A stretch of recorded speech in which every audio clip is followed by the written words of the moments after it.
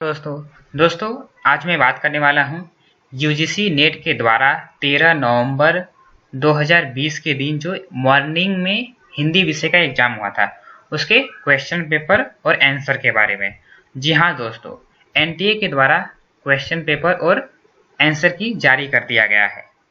अगर आपने अभी तक क्वेश्चन पेपर और आंसर की नहीं देखा है तो आप एनटीए के वेबसाइट पे जाके देख सकते हो। दोस्तों, बहुत से विद्यार्थी ऐसे हैं जिन्होंने पहली बार नेट का एग्जाम दिया था, तो उन्हें क्वेश्चन पेपर कैसे चेक करना है वो समझ में नहीं आ रहा था। तो इसके लिए मैं लेकर आया हूँ कि जो हिंदी विषय का फर्स्ट शिफ्ट में एग्जाम हुआ था उसके जो क्वेश्चन है उसका सही आंसर क्या है एनटीए के द्वारा, तो उसको मैंने टिक किया है। आप इस तरह से भी देख सकते हो और डाउनलोड करके भी देख सकते हो। तो आइए शुरू करते हैं। तो जो मॉर्निंग में एग्जाम हुआ था वो पेपर आपके सामने है, एक विद्यार्थी का पेपर मेरे पास है। तो पहला प्रश्न आया था, निम्नलिखित में से आषाढ़ का एक दिन के पात्र कौन है। तो ऑप्शन है, तो उसमें जो सही ऑप्शन है वो है 2 नंबर, यानी कि बी और सी, यानी कि जो दंतुल और अनुस्वार है ये ऑप्शन सही है।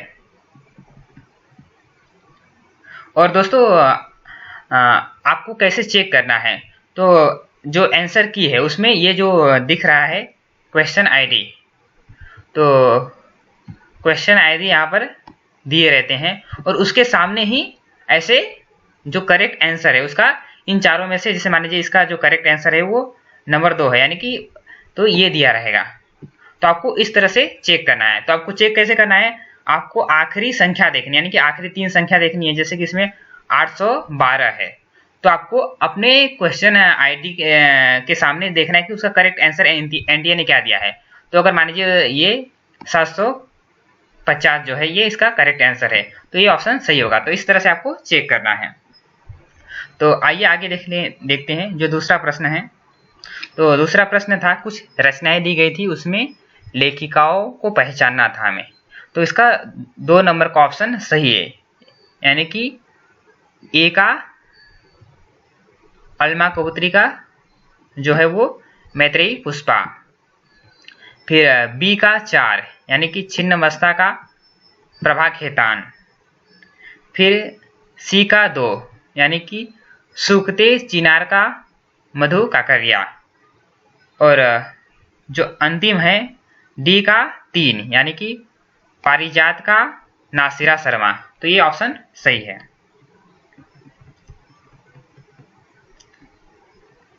तो तीसरा प्रश्न था, रघुवीर सहाय के कविता संग्रहों का प्रकाशन वर्ष के अनुसार सही क्रम है। तो इसका जो ऑप्शन 3 है ये सही है, यानी कि पहले आता है आत्महत्या के विरुद्ध, फिर आता है डी हंसो हंसो जल्दी हंसो, फिर आता है ए लोग भूल गए हैं, फिर आता है सी कुछ पत्ते कुछ चिट्ठियां। तो ये इसका क्रम है। तो ये ऑप्शन 3 सही है। दोस्तों, इसके ऊपर मैंने एक वीडियो बनाया था जिसमें इसका मैंने प्रकाशन वर्ष भी दिया है।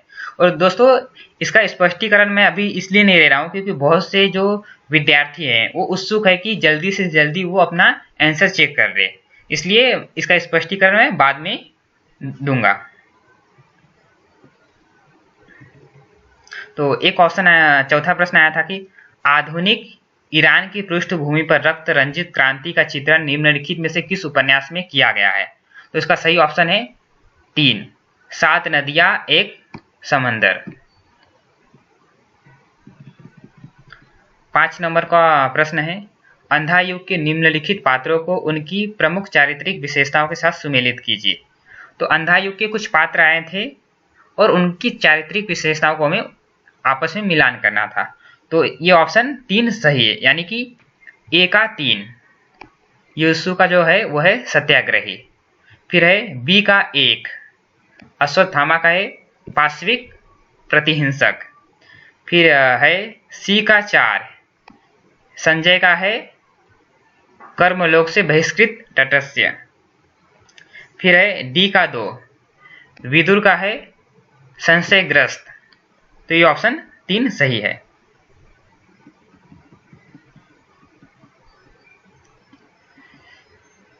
तो 6 नंबर का प्रश्न था, निम्नलिखित में से कौन सा कथन सही नहीं है।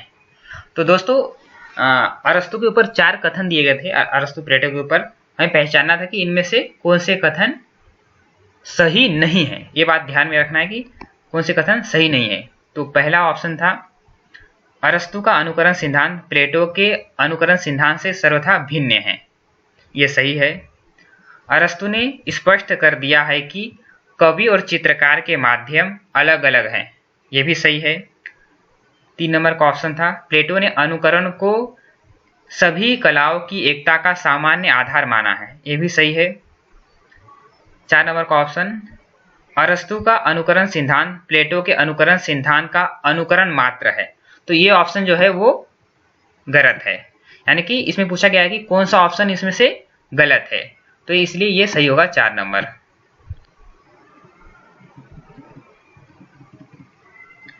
एक प्रश्न है, फणीश्वर नाथ रेणु द्वारा रचित कहानियां है। तो इसमें से हमें पहचानना है कि कौन सी कहानी फणीश्वर नाथ रेणु की है। तो ऑप्शन 3 सही है, बी और डी, यानी कि ठुमरी और आदिम रात्रि की महक, ये फणीश्वर नाथ रेणु की कहानी है।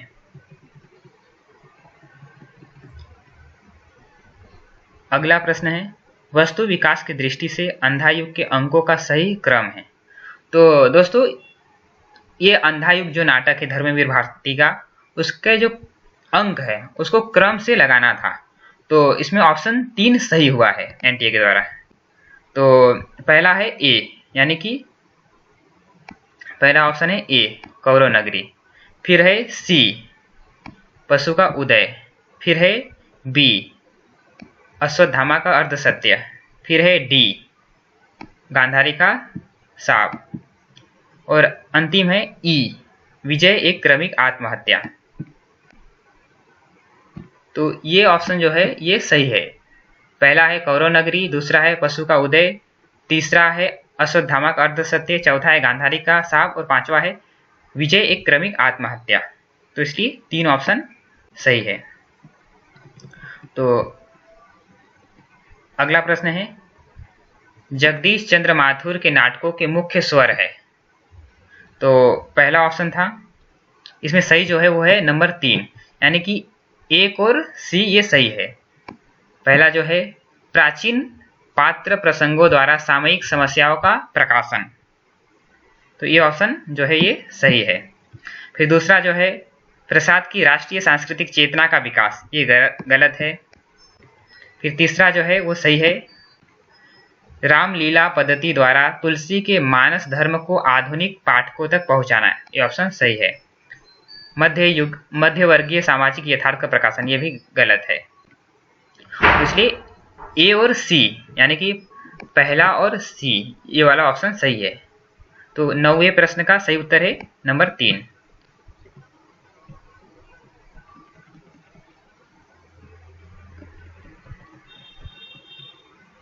आप देखते हैं 10 नंबर का प्रश्न, पुनर्जागरण के संबंध में निम्नलिखित में से कौन से कथन सही है। तो इसका ऑप्शन जो है ये 10 नंबर का एक सही, यानी कि ए और डी। दो जातीय संस्कृतियों की टकराहट, ये ऑप्शन सही है। और जो मनुष्य के संपूर्ण तथा संश्लिष्ट रूप की खोज, ये भी ऑप्शन सही है। तो 10वें का ये एक ऑप्शन सही है। दोस्तों मैं ऑप्शन पूरा नहीं बता रहा हूँ क्योंकि वीडियो लंबा बनेगा, तो आप कहोगे कि बहुत लंबा वीडियो बनाया आपने, तो इसलिए सही जो उत्तर है मैं केवल वही बता रहा हूँ। अगले वीडियो में हम इसका स्पष्टीकरण जब देखेंगे तो विस्तार के साथ उसके ऊपर चर्चा करेंगे। तो एक और प्रश्न था, मानस का हंस उपन्यास के पात्र नहीं है। तो दोस्तों इसमें पूछा गया कि कौन से पात्र मानस के हंस के नहीं हैं। तो जो सही उत्तर है वो है वीरपाल, सिंह और जानवी, ये मानस के पात्र उपन्यास के पात्र नहीं हैं, और बाकी जितने भी पात्र हैं वो मानस के उपन्यास पात्र के हैं। दोस्तों ये आप जब तैयारी कर रहे हो, अगर मान लीजिए आपका नेट हुआ है या जेआरएफ की आप तैयारी कर रहे हो, या मान लीजिए आप नए हो और इस वीडियो को देख रहे हो, तो आप इस तरह से भी तैयारी कर सकते हो कि मानस के पात्र कौन से हैं। तो आप इन सभी को नोट डाउन करके 6 पात्रों को लिख सकते हो, ताकि फ्यूचर में जब आप एग्जाम दो तो इसके ऊपर प्रश्न आए तो आप सही कर सको। तो आगे हम देखते हैं 12 नंबर का प्रश्न। निम्नलिखित में से किस उपन्यास में उत्तर प्रदेश के पूर्वांचल के एक कस्बानुमा गांव शिवपालगंज की कहानी का वर्णन है?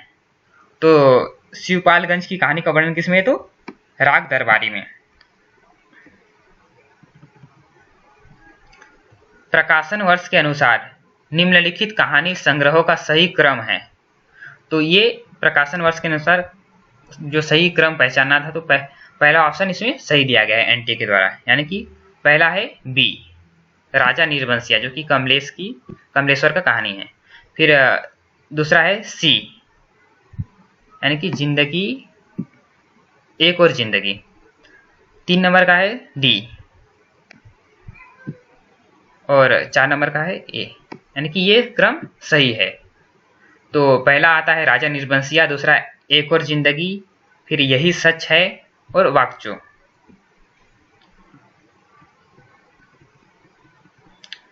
चौदह नंबर का प्रश्न है, देश प्रेम है क्या? प्रेम ही तो है। इस प्रेम का आलंबन क्या है? सारा देश अर्थात मनुष्य, पशु, पक्षी, नदी, नाले, वन सहित सारी भूमि।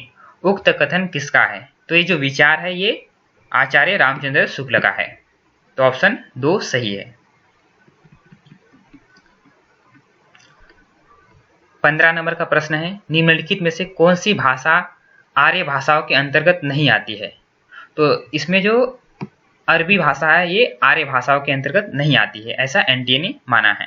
दोस्तों, आर्य भाषाओं के ऊपर हमने एक वीडियो बनाया था जिसको हमने चार्ट के माध्यम से समझाया था। तो आप हमारे चैनल के प्लेलिस्ट में जाके भाषा विज्ञान नाम से प्लेलिस्ट है, उसमें जाके देख सकते हो। आगे देखते हैं हम।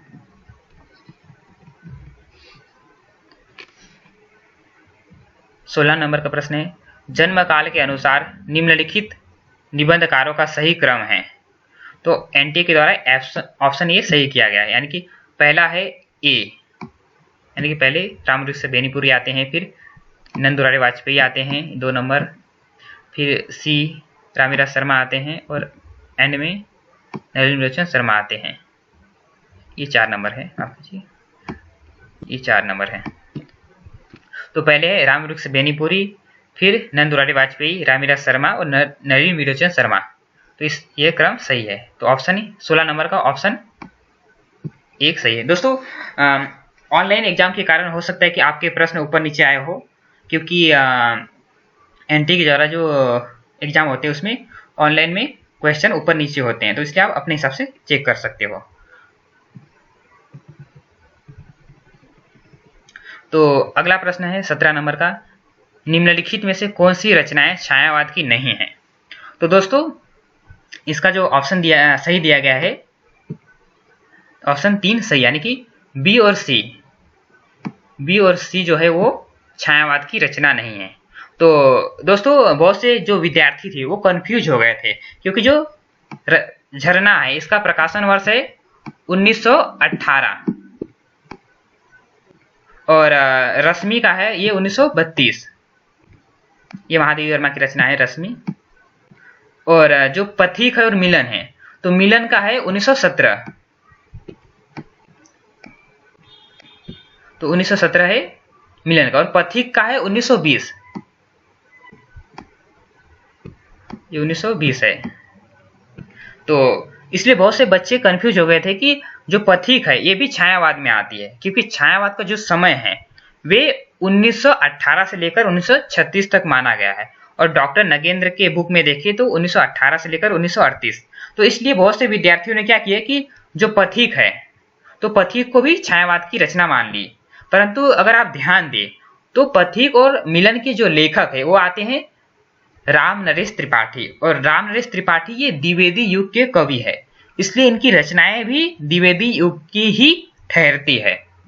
तो इसलिए इसका जो सही ऑप्शन है वो झरना और रश्मि जो है ये छायावाद की रचना है, और पथिक और मिलन छायावाद की रचना नहीं है।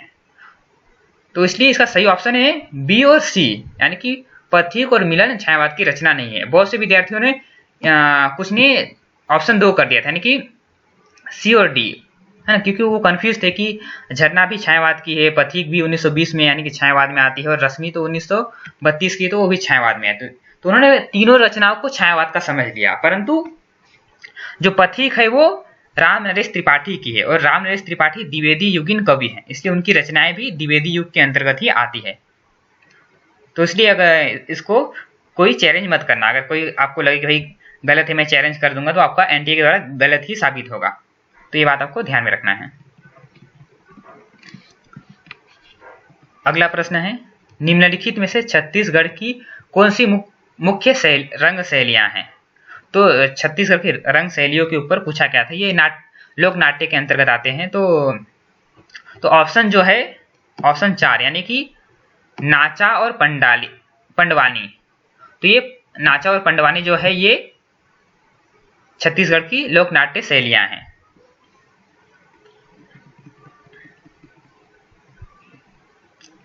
उन्नीस नंबर का प्रश्न था, नगर बाहिरे डोंबी तोहरी कुंडलियां छई, छोई जाई सो बाहरी नाड़ियां, उपर्युक्त काव्य पंक्तियां किसकी है? तो इसका जो एनटीए के द्वारा सही ऑप्शन दिया गया है वो कनप्पा को दिया गया है, यानी कि नंबर 2।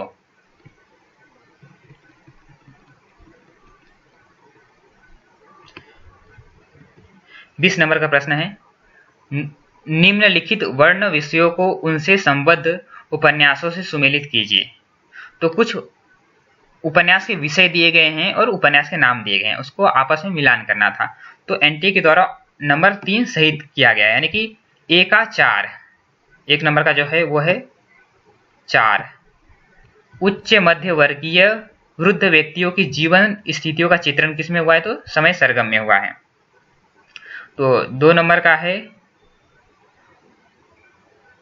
बी का है 3, यानी कि दलित जीवन की नागरीय वास्तविकताओं का चित्रण, इसका है नाच्यो बहुत गोपाल।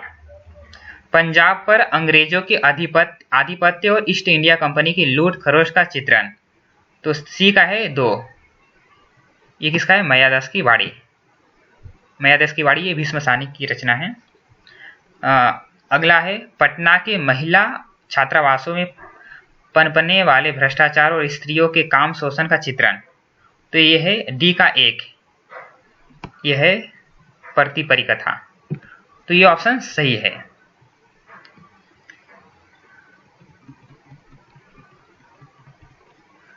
तो एक प्रश्न आया था, आचार्य महावीर प्रसाद द्विवेदी का अनस्थिरता शब्द संबंधी विवाद किस लेखक से हुआ है था?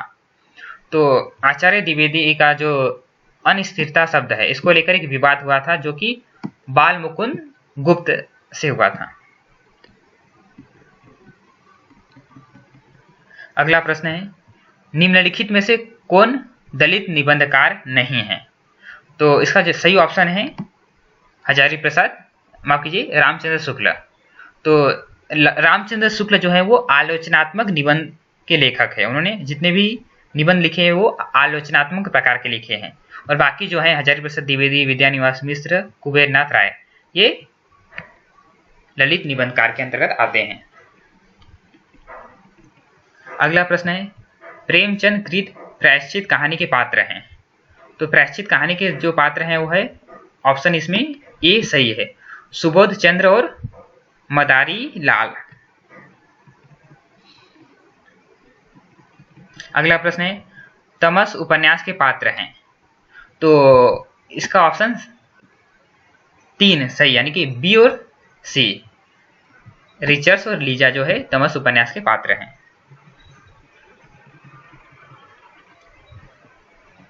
अगला प्रश्न है 25 नंबर का, निम्नलिखित में से कौन सा उत्तर आधुनिकता का तत्व नहीं है?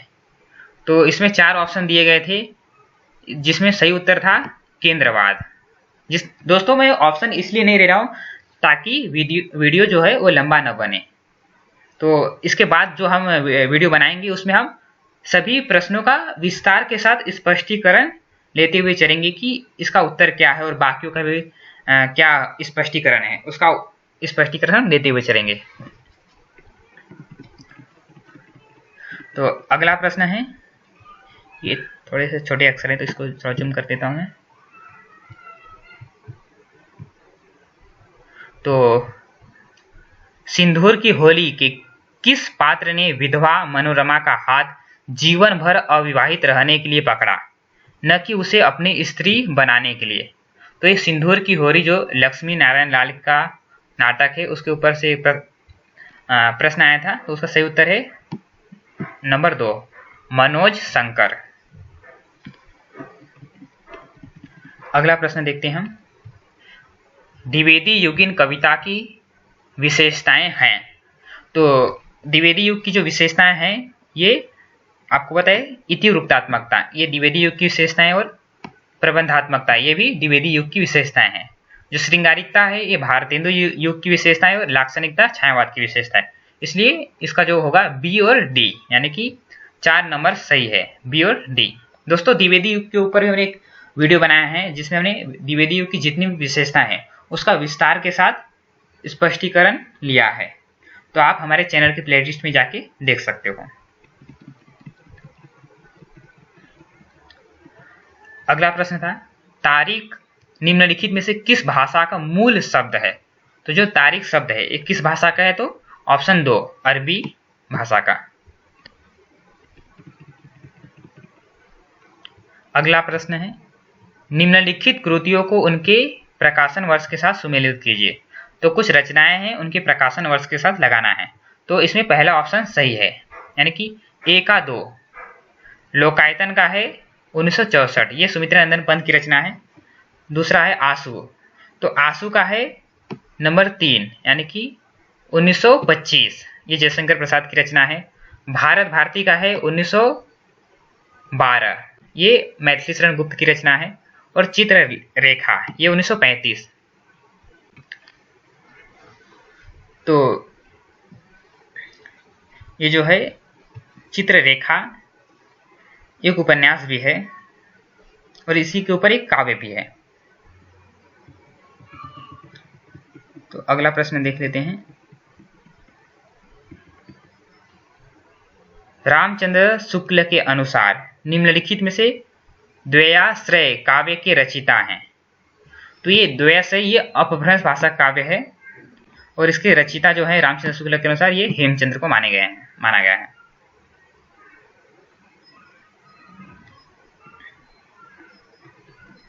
अगला प्रश्न है, प्रकाशन वर्ष के अनुसार निम्नलिखित उपन्यासों का सही अनुक्रम है। तो इसके कुछ उपन्यास दिए गए हैं, उन्हें क्रम से लगाना है। तो इसमें ऑप्शन ए सही है, यानी कि पहला है देवरानी जेठानी की कहानी, ये 1870 की है। फिर है एक ये वामा शिक्षक, फिर सी आता है भाग्यवती 1977 का है। फिर आता है बी, ये लगभग 1890 का है। तो इसलिए क्रम इस प्रकार है, पहले आता है देवरानी जेठानी की कहानी, फिर वामा शिक्षक, फिर भाग्यवती और निशाय हिंदू। तो ऑप्शन ए सही है।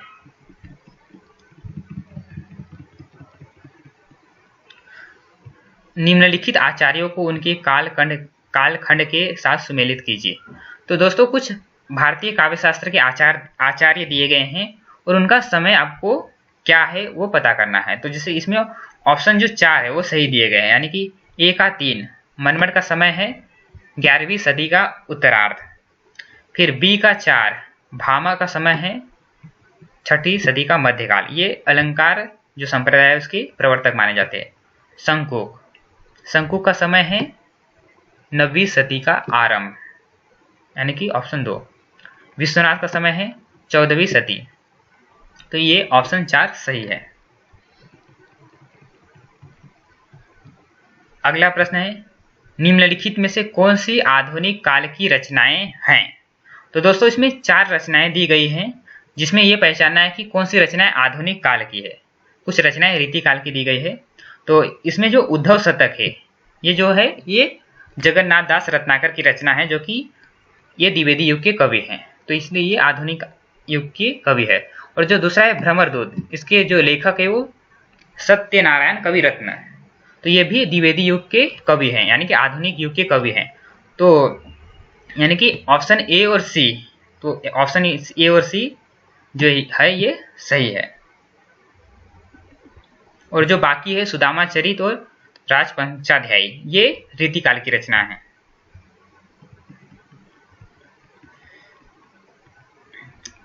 निम्नलिखित में से कौन सी निबंध की तात्विक विशेषता नहीं है?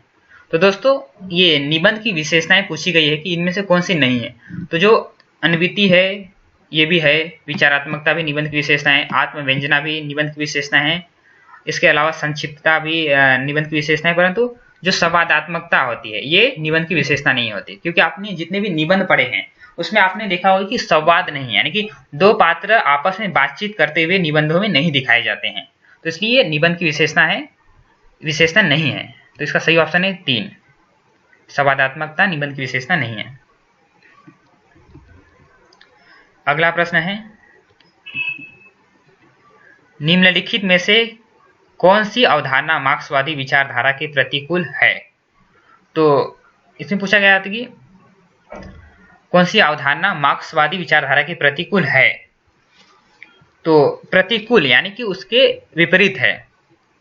तो जो सर्वहारा अधिनायकत्व ये मार्क्सवाद के विचार हैं, वर्गहीन समाज ये भी मार्क्सवाद के विचार है, फिर परिवर्तन की अनिवार्यता ये भी मार्क्सवाद के विचार है, और जो इतिहास चक्र है ये मार्क्सवाद के विचार नहीं है, इसलिए मार्क्सवादी विचारधारा की ये प्रतिकूल ठहरता है। तो इसलिए ऑप्शन 2 सही है। दोस्तों इन सभी का स्पष्टीकरण हम अगले वीडियो में लेंगे।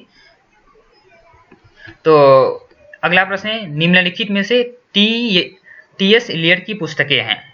तो इसमें जो द सेकेंड वुड और द वेस्टलैंड ये टी.एस. इलियट की रचना है, यानी कि ऑप्शन जो 2 है बी और डी ये सही है। तो ये आपके एमए के सिलेबस में भी था। और अगला प्रश्न है, निम्नलिखित में से कौन सा कथन सही है? तो इसमें जो सही ऑप्शन है आप देख सकते हो, लंबा कथन है, वीडियो लंबा ना बने इसलिए हम इसका डायरेक्ट सही उत्तर लेते हैं। कार्लिज के अनुसार किसी कलाकृति का मूल्य उसकी कलात्मकता में ही है, उसके बाहर नहीं।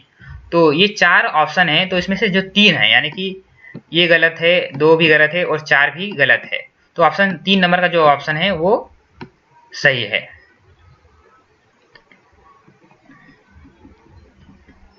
तो अगला प्रश्न है, निम्नलिखित बोली वर्गों को उनसे संबद्ध बोलियों के साथ सुमेलित कीजिए। तो यहाँ पर बोलियों की जगह उपभाषाएं होनी चाहिए, क्योंकि बोली तो पहले ही दिया गया है या बोली वर्ग दिया गया इसमें। तो उपभाषाएं हैं, जैसे कि आपको मालूम है कि जो हिंदी का विकास हुआ है, तो हिंदी में हम देखते हैं कि हिंदी जो भाषा है उसमें 18 बोलियां आती है और उसके 5 उपभाषाएं हैं। तो पहला जो इसमें दिया गया है राजस्थानी हिंदी, तो राजस्थानी हिंदी के अंतर्गत आती है मालवी। फिर पश्चिमी हिंदी है, तो पश्चिमी हिंदी के अंतर्गत आती है कनौजी। फिर पूर्वी हिंदी के अंतर्गत आती है छत्तीसगढ़ी, और बिहारी हिंदी के अंतर्गत आती है भोजपुरी। दोस्तों बोलियों के ऊपर भी हमने एक वीडियो बनाया है, भाषा विज्ञान के ऊपर हमने कई वीडियो बनाए हैं, तो हमारे चैनल के प्ले लिस्ट में जाके आप देख सकते हो। तो ऑप्शन इसका ए सही है।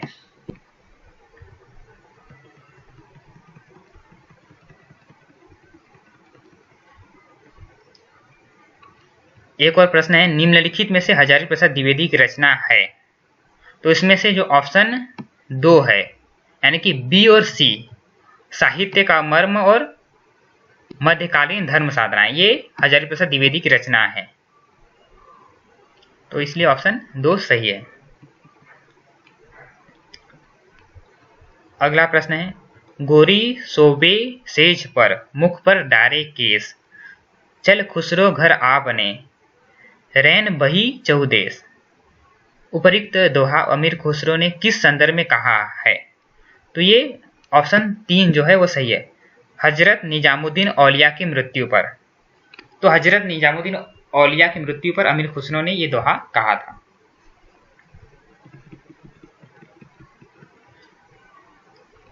आवारा मसीहा किस साहित्यकार की औपन्यासिक जीवनी है?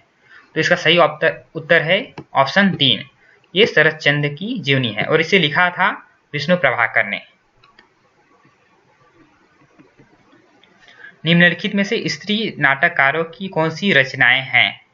तो दोस्तों इसमें जो महिला लेखिकाओं के द्वारा जो नाटक लिखे गए हैं वो पहचानना था। तो इसमें जो ऑप्शन 3 है ये सही है, यानी कि बी और डी, यानी कि बिना दीवारों का घर और नेपथ्य राग।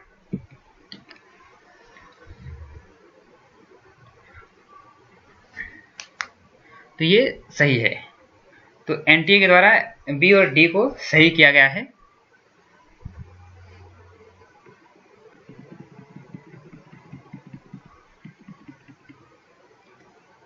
अगला प्रश्न है, दूधनाथ सिंह द्वारा रचित कहानी संग्रह है।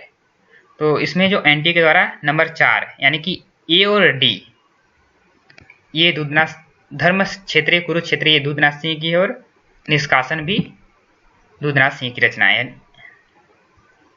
अगला प्रश्न देख लेते हैं, आचार्य क्षेमेंद्र की ग्रंथों के नाम हैं।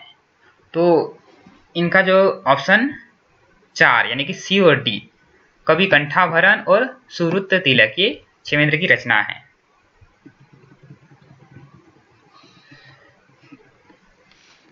रामचंद्र शुक्ल के अनुसार निम्नलिखित में से अमीर खुसरो के बारे में कौन सी बातें सही है। तो इसमें कुछ विचार दिए गए हैं, उनमें से पहचानना है कि कौन से कथन शुक्ल जी ने कहे हैं। तो जो पहला ऑप्शन है इसमें ऑप्शन सही क्या है, ए बी डी, यानी कि ये है वे फारसी के बहुत अच्छे ग्रंथकार और अपने समय के नामी कवि थे। तो ये बातें सही है। वे बड़े ही विनोदी, मिलनसार और सहृदय थे, ये भी सही है। इनमें उक्ति वैचित्र्य का नितांत अभाव था, तो ये गलत है।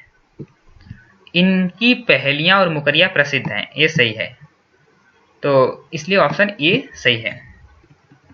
दोस्तों ये वीडियो मैंने इसलिए बनाया ताकि जो नए विद्यार्थी हैं जिन्हें अपना क्वेश्चन आईडी और इसका जो आंसर की है चेक करने में परेशानी हो रही है, मैंने ये वीडियो केवल उनके लिए बनाया है। तो इसलिए आप कमेंट करके मत बताना, कहना है कि सर ये ऐसा है वैसा है। तो एनटीए के द्वारा जो आंसर की दिया गया है मैंने वही लिया है, इसमें मैंने अपना कुछ भी ऐड नहीं किया है। इसका स्पष्टीकरण मैं अगले वीडियो में जब बनाऊंगा तो उसमें मैं दूंगा। तो इसलिए ये केवल उन्हीं विद्यार्थियों के लिए है जो अपना आंसर की चेक नहीं कर पा रहे हैं, तो उनकी मदद के लिए ये वीडियो बनाया गया है।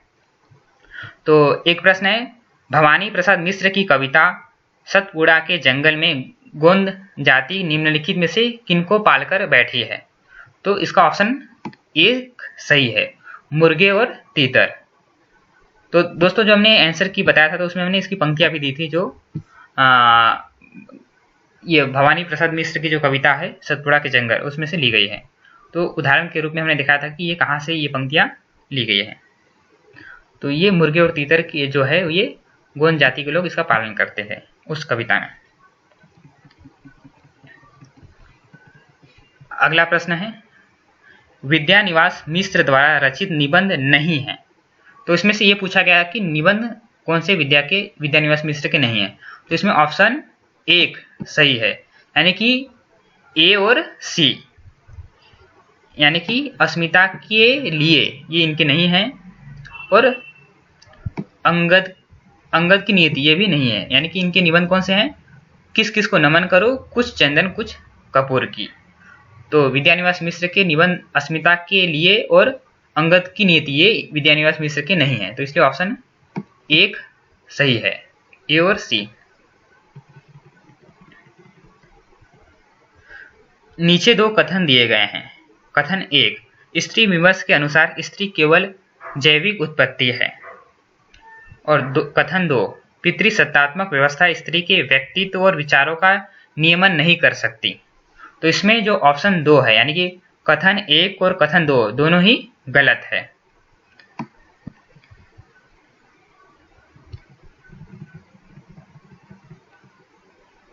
तो अगला प्रश्न है, नाम और सिंह की निम्नलिखित कृतियों को प्रकाशन वर्ष की दृष्टि से सही अनुक्रम में व्यवस्थित कीजिए। तो नाम और सिंह के जो रचनाएं उनको सही क्रम में लगाना है। तो इसका 4 ऑप्शन सही है, यानी कि पहला है ए, हिंदी के विकास में अपभ्रंश का योग। फिर है सी, छायावाद। फिर है बी, कविता के नए प्रतिमान। और है डी, दूसरी परंपरा की खोज।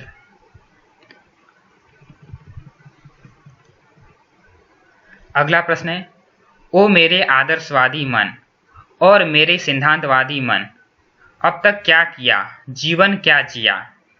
उपर्युक्त पंक्तियों के आधार पर निम्नलिखित में से कौन सा सही नहीं है।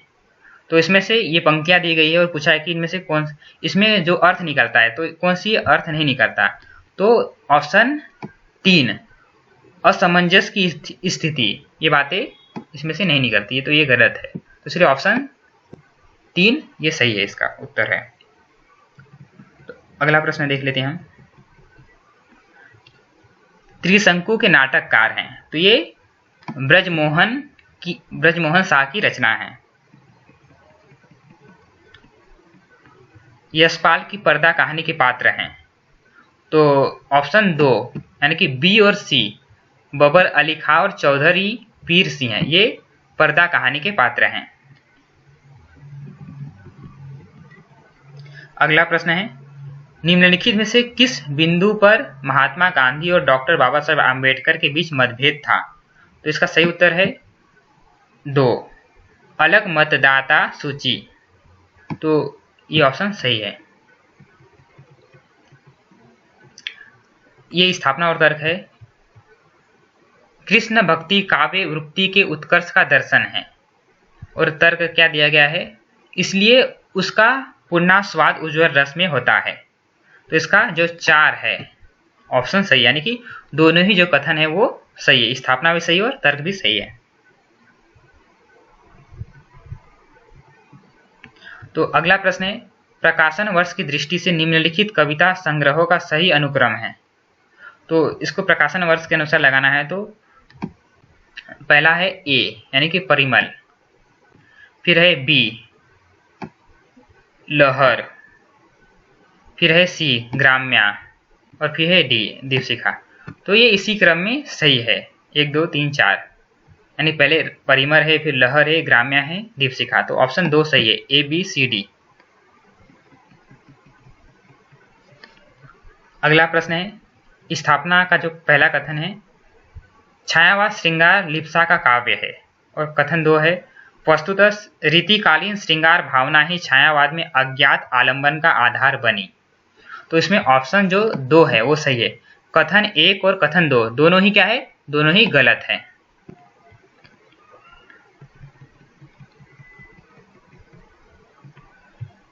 समानांतर कथा प्रसंगों को लेकर लिखा गया नाटक है।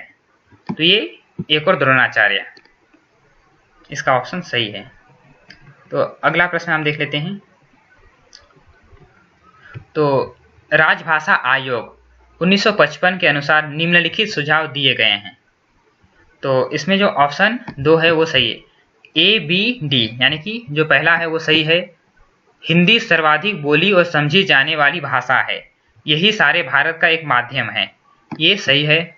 फिर दूसरा जो है, 14 वर्ष की उम्र तक भारत के प्रत्येक विद्यार्थी को हिंदी का ज्ञान करा देना चाहिए, ये भी सही है। और ऑप्शन, भारत सरकार के प्रकाशन अधिक से अधिक अंग्रेजी में किए जाए, ये गलत है। उच्च न्यायालयों में क्षेत्रीय भाषाओं का व्यवहार होना चाहिए, ये क्षेत्रीय है, माफ कीजिए।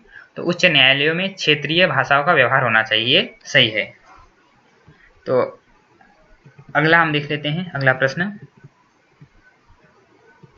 तो ये चंद्रगुप्त नाटक में चाणक्य की संवादोक्तियों निम्नलिखित में से कौन सी है। तो चंद्रगुप्त नाटक में चाणक्य के कुछ संवाद है, वो पूछे गए कि इनमें से कौन से हैं। तो इसका ऑप्शन जो है बी और सी, यानी कि समझदारी आने पर यौवन चला जाता है, ये चाणक्य के कथन है। और महत्वाकांक्षा का मोती निष्ठुरता की सीपी में रहता है, ये भी चाणक्य के कथन है।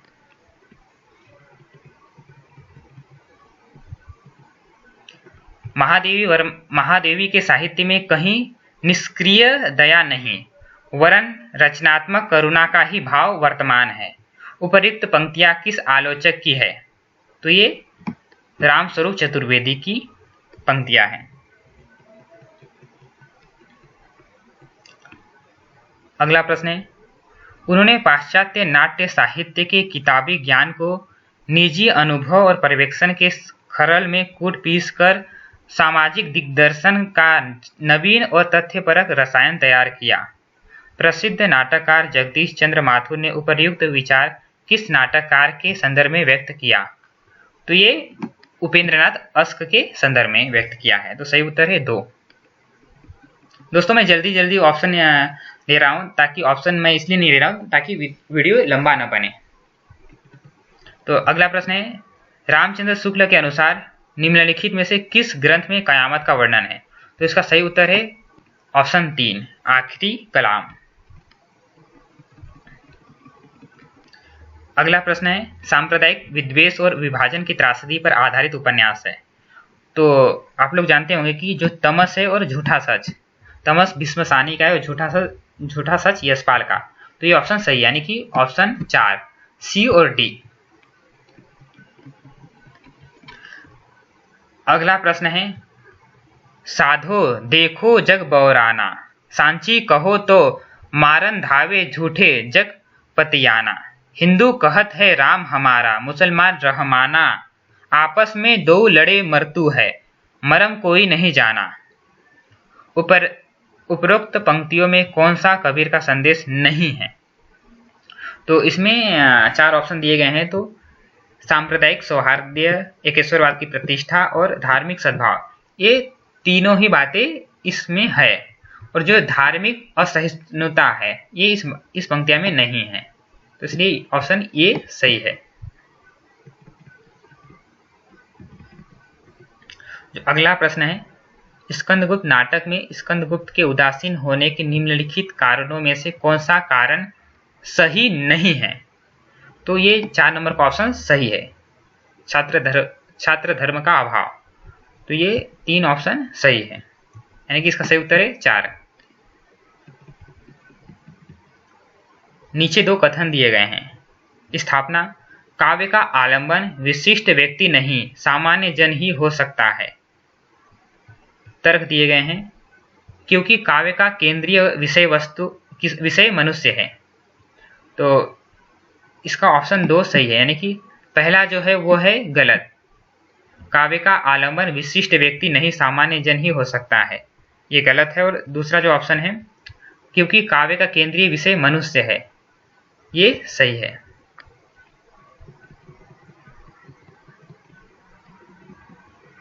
अगला प्रश्न है, तो यदि श्रद्धा और मनु अर्थात मनन के सहयोग से मानवता का विकास रूपक है तो भी बड़ा ही भावमय और श्लाघ्य है। कामायनी के संदर्भ में उपरोक्त कथन किसका है? तो ये जयशंकर प्रसाद का कथन है। अगला प्रश्न देख लेते हैं। तो रामचंद्र शुक्ल के अनुसार नाथों की संख्या है, तो ये 9 सही है।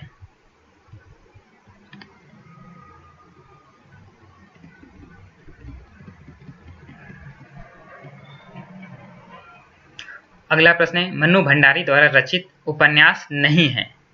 तो इसमें ऑप्शन 3 सही, यानी कि सी और डी, सेलूस और बसंती, ये मनु भंडारी के उपन्यास नहीं है। मनु भंडारी के उपन्यास है महाभोज और आपका बंटी।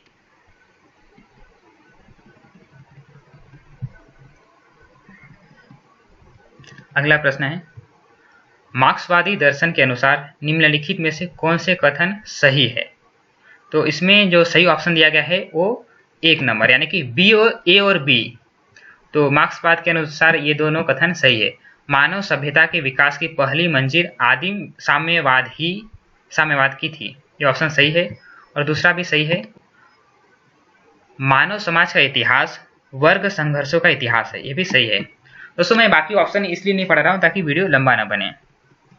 अगले वीडियो में जब हम स्पष्टीकरण लेंगे तो हम सभी ऑप्शन देखेंगे विस्तार के साथ। एक प्रश्न है, निम्नलिखित में से तालव्य ध्वनि है, तालव्य वर्ण है। तो इसका जो सही ऑप्शन है वो है ए और डी, यानी कि ज और ज। दोस्तों ये क्वेश्चन अक्सर नेट के और सेट के एग्जाम में आते हैं। तो इसका आप पहचानने के लिए आप क्या कर सकते हो कि इसका उच्चारण करके देख सकते हो। जैसे च का उच्चारण करोगे तो आपकी जो जीभ है वो ऊपर तालू में टच होंगे, और वैसे ही ज का भी उच्चारण करोगे तो आपकी जो जीभ का नोक है वो ऊपर आपके तालू में, यानी कि मुंह का जो अगला भाग है, मसूड़े के ऊपर का जो भाग है वहां पर टच होगा। तो ऐसे प्रश्न को आप क्या कर सकते हो, जब भी आपके सामने आए तो इसको उच्चारण करके देख लीजिएगा, फिर ही उसको सॉल्व कीजिएगा। तो इसका सही उत्तर है डी, यानी कि तालव्य ध्वनि है च और ज। अगला प्रश्न है, निम्नलिखित में से कौन सा शब्द तद्भव नहीं है? तो जो वायु शब्द है ये तत्सम शब्द है, तद्भव नहीं है, तो इसलिए सही उत्तर है 4।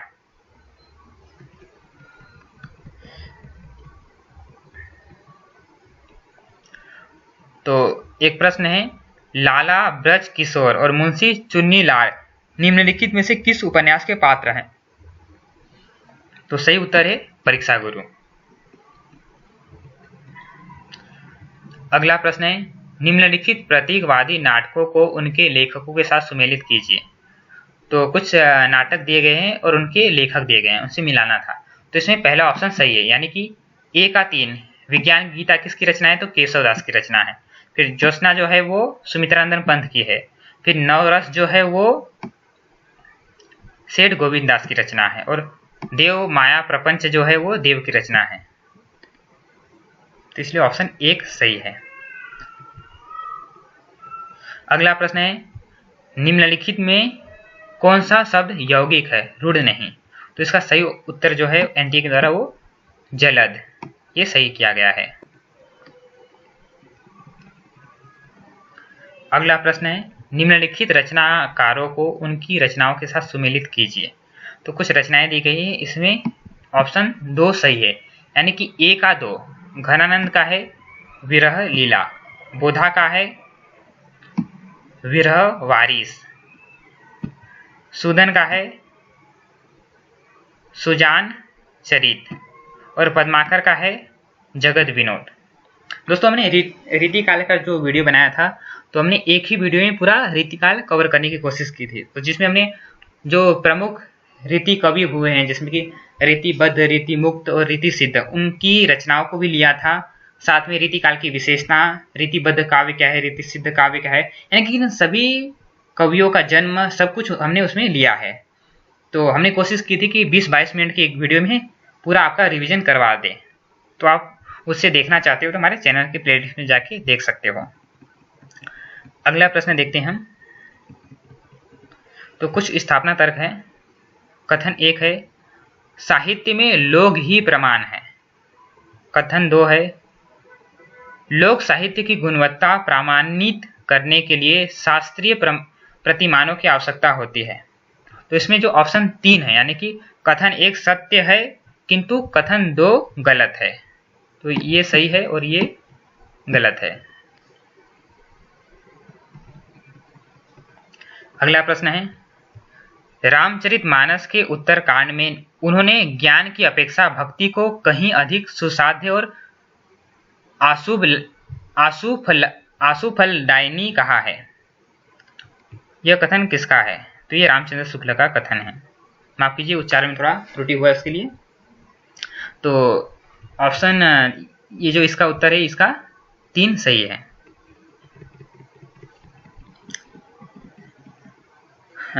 अगला प्रश्न है, निम्नलिखित पाश्चात्य आचार्यों का जन्म वर्ष के आधार पर सही क्रम है।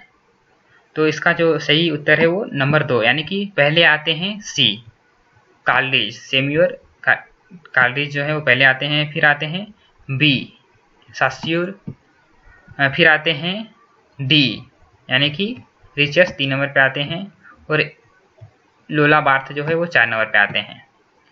तो पहला है काल्डिज, दूसरा है सस्यूर, तीसरा जो है वो, एक मिनट,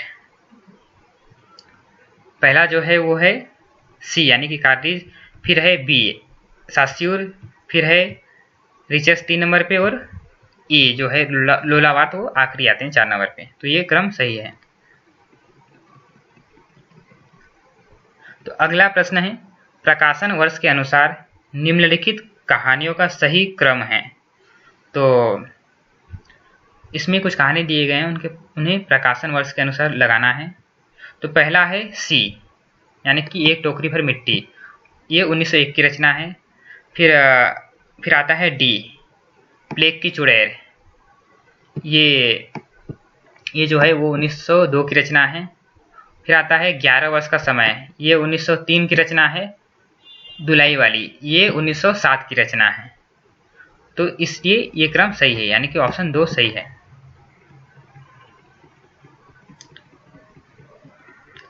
अगला प्रश्न है, फोर्ट विलियम कॉलेज कलकत्ता के संदर्भ में निम्नलिखित में से कौन सा कथन सही नहीं है?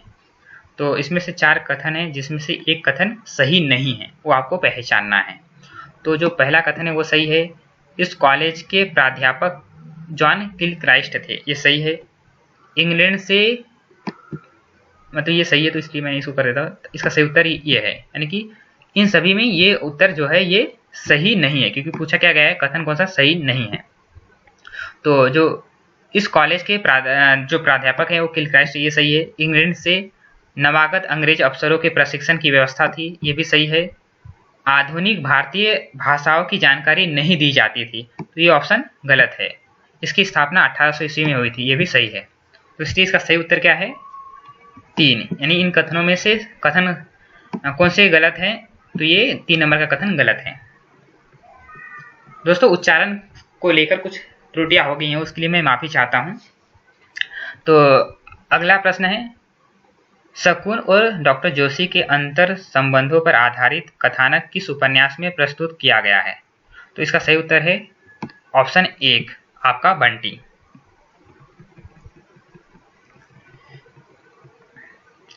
इसमें कुछ पत्रिकाएं दी गई हैं और उनको संपादकों के साथ मिलाना है। तो जो पहला है वो कवि वचन सुधा, तो इसके जो संपादक हैं वो भारतेंदु हरिश्चंद्र माने जाते हैं। फिर है हिंदी प्रदीप, इसके जो संपादक माने जाते हैं वो बालकृष्ण भट्ट माने जाते हैं। ब्राह्मण पत्रिका जो है वो प्रताप नारायण मिश्र की है। और सदा आदर्श, ये लाला श्रीनिवास दास की रचना, मतलब लाला श्रीनिवास दास इसके संपादक है। उच्चारण के लिए फिर से एक बार माफी चाहता हूं। तो इसका ऑप्शन 3 ये जो है ये सही है। अगला जो प्रश्न है, निम्नलिखित में से दलित आत्मकथाएं नहीं हैं। तो इसमें ऑप्शन 4 सही है, ए और सी, यानी कि आज के अतीत और पानी बीच मीन प्यासी, ये दलित आत्मकथाएं नहीं है। दलित आत्मकथाएं कौन सी है? तिरस्कृत और मेरी पत्नी और भेड़िया। तो ऑप्शन 4 सही है।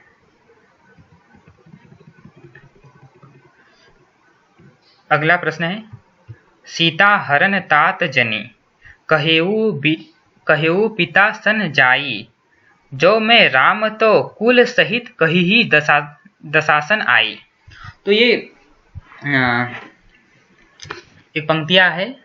तो इसमें पूछा गया है कि उक्त उदाहरण में कौन सी ध्वनि है? तो इसका सही ऑप्शन है 1, अर्थांतर संक्रमित वाच्य ध्वनि।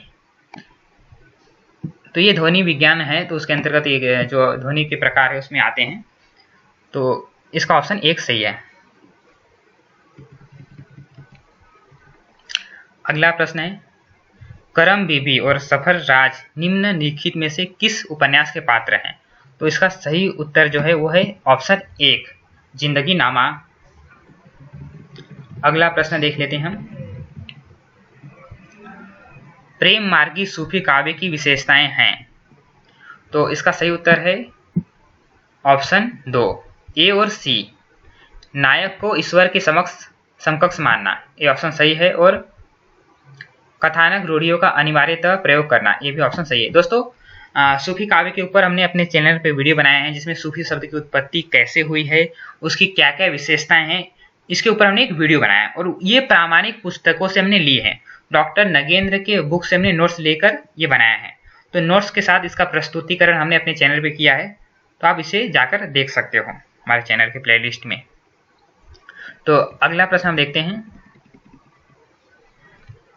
निम्नलिखित कहानियों को उनके वर्ण विषय के साथ सुमेलित कीजिए।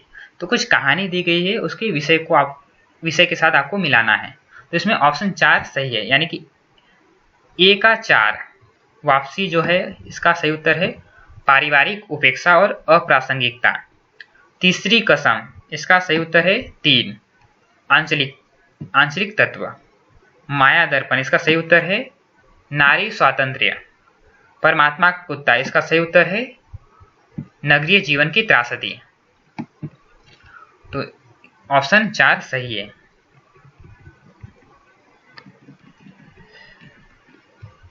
निम्नलिखित भाषाओं को विकास के उनके क्रम में व्यवस्थित कीजिए। तो इसमें कुछ भाषाएं दी गई हैं, उसे आपको क्रम में लगाना है। तो इसमें जो ऑप्शन 2 है वो सही है, यानी कि पहला जो है बी, पहली प्राकृत, पहली प्राकृत जिसे पाली कहते हैं। फिर आता है ए, सौरसेनी। फिर आता है डी, पूर्वी हिंदी। फिर आता है सी, वर्तमान हिंदी। दोस्तों, भाषा विज्ञान के ऊपर जो हमने वीडियो बनाया उसमें हमने चार्ट के माध्यम से समझाया था कि क्रम कैसा है। जो प्रथम प्राकृत है उसे पाली कहते हैं, द्वितीय प्राकृत को प्राकृत कहते हैं, जो द्वितीय प्राकृत है उसे अपभ्रंश कहते हैं, और वर्तमान हिंदी जो है वो जो आज के खड़ी बोली हिंदी को हम कहते हैं, और पूर्वी हिंदी जो हिंदी के अंतर्गत आता है वो भाषाएं एक। तो इसका ऑप्शन 2 सही है। अगला प्रश्न है, मलिक मोहम्मद जायसी की प्रेम कविता हिंदी साहित्य के इतिहास का काल विभाजन और नामकरण करते हुए उपर्युक्त नामकरण किस साहित्यातिहासकार ने सुझाया है? तो ये जो है मलिक मोहम्मद जायसी की प्रेम कविता, ये काल विभाजन करते हुए एक काल का नाम किसने दिया है? तो अब्राहिम जॉर्ज ग्रियर्सन ने। तो ऑप्शन 1 सही है। दोस्तों, आगे कुछ पैराग्राफ दिए गए हैं, तो वीडियो लंबा न बने इसलिए हम डायरेक्ट उसका आंसर बता रहे हैं। तो जो पहला 51 नंबर का प्रश्न है, आप देख सकते हो, प्रश्न आपके क्वेश्चन पेपर में ऊपर नीचे हो सकते हैं, परंतु आप क्वेश्चन पर ध्यान दीजिए। क्वेश्चन नंबर ऊपर नीचे होंगे पर क्वेश्चन सेम होंगे। तो उक्त अवतरण से ध्वनित होता है, तो इसके जो सही उत्तर है वो है लेखक रसवादी है, ये ऑप्शन सही है। फिर अगला प्रश्न है, उक्त अवतरण में स्थापित किया गया है, तो इसका ऑप्शन 1 सही है। कल्पना के बगैर साधारणीकरण संभव नहीं है।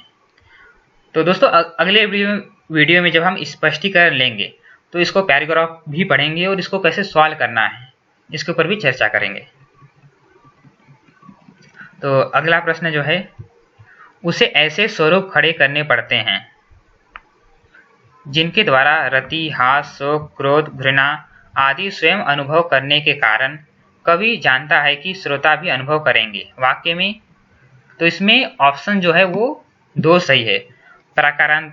प्रकारांतर से साधारणीकरण का महत्व रेखांकित किया गया है, ये ऑप्शन सही है। अगला प्रश्न हम देख लेते हैं। तो उक्त अवतरण में मुख्य रूप से, तो इसमें ऑप्शन 2 जो है वो सही है। कल्पना के महत्व की प्रतिष्ठा की गई है, ये ऑप्शन सही है। 95 नंबर का प्रश्न है, अपनी अनुभूति की व्यापकता के कारण मनुष्य मात्र की अनुभूति को तथा उसके विषयों को अपने हृदय में रखने वाले ही ऐसे स्वरूपों को अपने मन में ला सकते हैं वाक्य में। तो इसका जो सही उत्तर है वो 2 नंबर, कवि हृदय की विशिष्टता की ओर संकेत किया गया है। 2 पैराग्राफ आए थे इस बार। तो जो अगला प्रश्न है, उपर्युक्त परिच्छेद के आधार पर, अनुच्छेद के आधार पर निम्नलिखित में से कौन सा कथन सही है? तो उच्चारण के लिए फिर से माफी चाहता हूं, उच्चारण की त्रुटि के लिए। तो उपर्युक्त अनुच्छेद के आधार पर निम्नलिखित में से कौन सा कथन सही है? तो इसका जो ऑप्शन 3 है वो सही है। साहित्य की लोकप्रियता का कारण है असंख्य जन समुदाय पर प्रभाव।